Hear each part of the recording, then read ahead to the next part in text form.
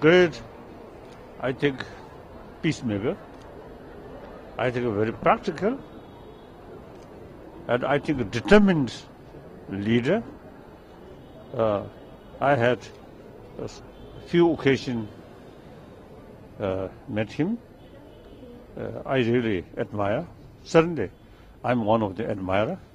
So therefore, at this moment, firstly, very sad.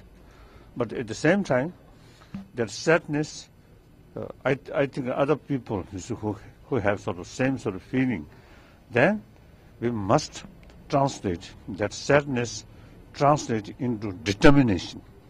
We must carry sort of his spirit continuously. That I think very, very important. Thank you. Thank you.